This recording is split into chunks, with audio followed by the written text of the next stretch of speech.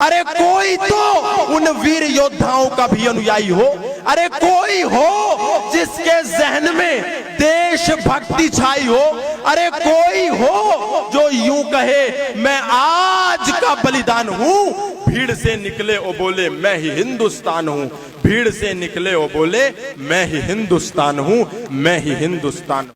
अक्सर हम देखते रहे समाज में अलग अलग प्रकार के लोग, विभिन्न सामाजिक संस्थाओं से जुड़े लोग मंच पर आते थे और आकर के कहते थे कि हमारी शिक्षा व्यवस्था बड़ी महान थी, भारत की शिक्षा व्यवस्था बड़ी ऊंची थी, भारत के ऋषि परंपरा बड़े गौरवशाली अतीत और इतिहास से जुड़े हुए थे, भारत का इतिहास बड़ा स्वर्णिम था, भारत में जितने भी महानुभाव हुए वे सब गुरुकुल परंपरा के माध्यम से अपनी शिक्षा परंपरा को आगे बढ़ा रहे थे। यहाँ पर गौतम कणाद जैमिनी हुए, पाणिनि पतंजलि हुए, चरक सुश्रुत धन्वंतरी हुए, जो एक से एक वैज्ञानिक हुए, चिकित्सक हुए और साइंटिस्ट हुए। ऐसे बहुत से लोग आकर के मंच पर कहते थे, लेकिन उसका प्रकल्प, उसका विकल्प किसी ने भी इस समाज को नहीं दिया। एक व्यक्ति हुए जिनका नाम था पंडित राजीव दीक्षित, वो लगातार भारत के विभिन्न क्षेत्रों में भ्रमण करके अपने गौरव को, अपने इतिहास को, अपने युवाओं को जागृत करते थे। उनका एक काम था शिक्षा व्यवस्था को पुनर्स्थापित करने का, लेकिन जब तक वो परिणाम स्वरूप आगे बढ़ पाता तब तक अफसोस ये कि वो हमारे सामने से, इस संसार से ओझल हो गए, हमें छोड़ करके चले गए। लेकिन आज एक अवसर हमारे सामने आया है श्रद्धेय आचार्य जी के रूप में, जिन्होंने उस राजीव दीक्षित जी की परंपरा को, जिन्होंने महर्षि दयानंद की उस परंपरा को, जिन्होंने स्वामी श्रद्धानंद की उस परंपरा को, जिन्होंने पंडित लेखराम की परंपरा को, जिन्होंने गुरुदत्त विद्यार्थी की परंपरा को और जिन्होंने महात्मा हंसराज की उस शिक्षा व्यवस्था की परंपरा को पुनर्स्थापित करके आर्ष विद्याकुलम के रूप में हमको एक पौधा दिया है। अब हम लोगों का कर्तव्य है कि वो जो पौधा आर्ष विद्याकुलम का लगा है, उस पौधे में किंचित किंचित जो भी योगदान, चाहे तन से हो, चाहे मन से हो, चाहे धन से हो, चाहे अपने पूरे जीवन से हो, हम सब किंचित किंचित खाद पानी अपने जीवन के सहयोग के रूप में आर्ष विद्याकुलम को दें। ये हम सबका दायित्व है, क्योंकि हमारे जितने भी क्रांतिकारी हुए वो अपने प्राणों की आहुति दे गए इस संसार को बचाने के लिए, इस देश को बचाने के लिए, इस धर्म को खड़ा करने के लिए। लेकिन आज हम उस परंपरा से विमुख हो गए। आज हमारे नौजवान कभी करीना के गालों पे मर गए, कभी कैटरीना की चालों पे मर गए, लेकिन आज वो क्रांतिकारी भगत सिंह, राजगुरु सुखदेव, चंद्रशेखर आजाद और राम प्रसाद बिस्मिल हमको कहीं से देखते होंगे तो वो भी कहते होंगे यार हम भी किन लोगों के लिए मर गए। हमें उन परंपराओं को पुनर्जागृत करना होगा। और अक्सर मैं अपने युवाओं के बीच जब जाता हूं, यहां पर शिवाजी सेना के बड़े हमारे ओजस्वी नौजवान बैठे हैं, भाई अर्चित जी हैं, मैं उनका भी विशेष रूप से अभिवादन करूंगा। मैं अक्सर युवाओं को कहता हूं कि क्या तुम जानते हो, एक युग तक झेलकर संताप को रक्त अपना क्रांतिकारी दे गए हैं आपको। अरे चाहते यदि वो कि अपनी जिंदगी सुख में जिए, होटलों में मौज काटे, शाम को मदिरा पिए, तो वो दुश्मन से मिलाकर हाथ जीते शान से, जिंदगी राजाओं सी होती न जाते जान से, किंतु वो लड़ते रहे बस आपके मेरे लिए। वो लोग पागल थे जिन्होंने मौत से फेरे लिए और बड़ी कीमत चुकाकर आज का भारत बना। कष्ट जो उनको मिले, अरे कष्ट जो हमको मिले, उनको मिले थे 100 गुना। चाहता हूं ये नई पीढ़ी छुए इतिहास को, पहले पढ़े इतिहास को और फिर रचे इतिहास को। अरे कोई तो उन वीर योद्धाओं का भी अनुयायी हो, अरे कोई हो जिसके जहन में देशभक्ति छाई हो, अरे कोई हो जो यूं कहे मैं आज का बलिदान हूं।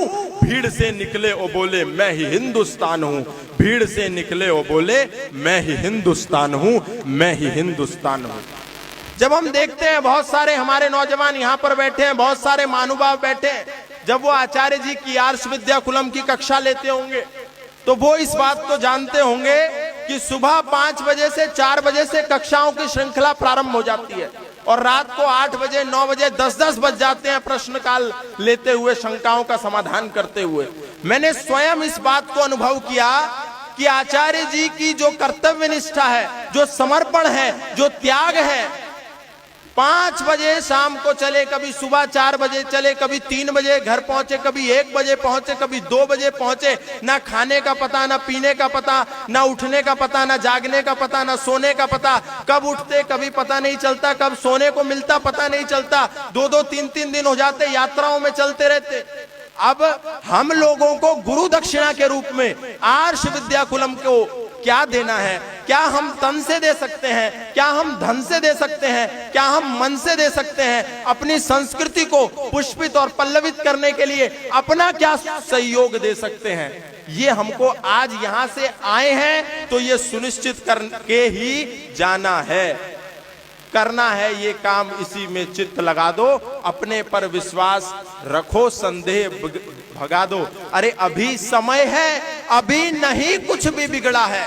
देखो एक सुयोग्य तुम्हारे सामने खड़ा है, करना है वो काम, उसी में चित्त लगा दो, अपने पर विश्वास रखो, संदेह भगा दो। ये आर्ष विद्याकुलम का संवाद दूसरा कोई महज औपचारिकता बनकर के ना रह जाए कि कोई बंगाल से आया, कोई पटना से आया, कोई किधर से आया, कोई किधर से आया और आए और हम यहाँ पर सुन करके ताली बजा करके चले गए। हम आए हैं तो क्या दे सकते हैं समाज को? शिक्षा परिवर्तन के अभियान में, क्रांति में अपना क्या योगदान दे सकते हैं, ये हमको सुनिश्चित करना है।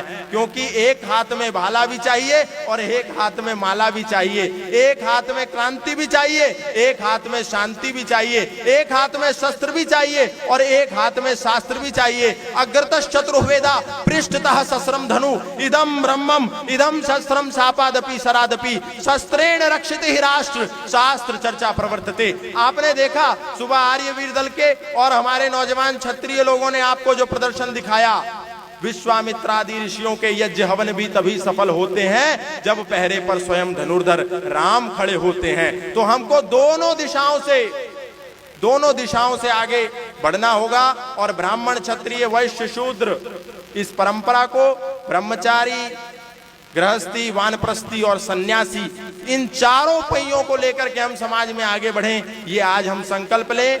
क्योंकि हमने देखा, आचार्य जी हमेशा बताते हैं कि भारत का गौरवशाली अतीत हम कहां से कटते बढ़ते हुए आज यहां तक आकर के पहुंचे हैं। अब इससे आगे हम कहां जाएंगे ये हमारा पता नहीं। हम बांग्लादेश से भागे तो आ गए, हम उधर भूटान से भागे तो आ गए, हम म्यांमार से भागे तो आ गए, हम तिब्बत एक्साई चीन से भागे तो यहाँ आ गए, हम पाक ऑक्यूपाइड कश्मीर से भागे तो यहाँ आ गए, हम पाकिस्तान से भगाए गए तो यहाँ आ गए, हम अफगानिस्तान से लेकर के भागते भागते भागते भागते यहाँ तक आ गए। लेकिन अब हमको ये भी सोच के रखना है कि जब हम मुजफ्फरनगर से अगर भगाए गए कभी तो हम कहां भागेंगे, हम लखनऊ से भगाए गए तो कहां भागेंगे, हम दिल्ली से भगाए गए तो कहां भागेंगे।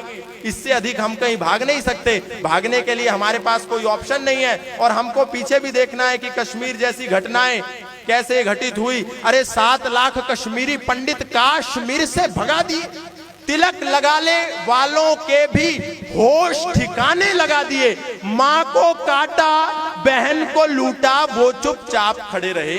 कोठी बंगले वाले भी आज बोलते हैं ना, हमारे पास तो बहुत पैसा है, हमारे पास तो बहुत संपदा है, हमारे पास तो बहुत संपत्ति है, हमारे पास तो बहुत ऐश्वर्य है, हमको क्या जरूरत है आर्ष विद्याकुलम से जुड़ने की, हमको क्या जरूरत है शिक्षा संवाद से जुड़ने की, हमको क्या जरूरत है इस महाअभियान से जुड़ने की। तो मैं उनको कहना चाहता हूं, कोठी बंगले वाले भी राहत शिविरों में पड़े रहे। अरे पंडितों बहती सागर से, अरे हिंदुओं बहती सागर से तुम एक पतवार उठा लेते, 7 लाख में से केवल 100 ही हथियार उठा लेते। अरे दुश्मन की छाती पर जाकर सीधे ही तन जाते तुम और केवल कुछ दिन की खातिर ही परशुराम बन जाते तुम, तो पाक का झंडा ना होता इस कश्मीर की धरती पर और वैदिक धर्म की जय के नारे लगते कश्मीरी घाटी पर। लेकिन आज वैदिक धर्म की जय के नारे वहां नहीं लगते, आज वहां अल्लाह अकबर के नारे लगते हैं, आज वहां पर मोहम्मद रसूलुल्लाह के नारे लगते हैं। तो हम सब बस एक संकल्प लेकर के जरूर जाएं कि आर्ष विद्याकुलम के कंधे से कंधा मिलाकर के हम क्या सहयोग कर सकते हैं। इन्हीं शब्दों के साथ बहुत बहुत धन्यवाद। आप एक बार जय घोष करें, बोले जगत गुरु महर्षि दयानंद की, बोले मर्यादा पुरुषोत्तम श्री राम की, योगेश्वर भगवान श्री कृष्ण की।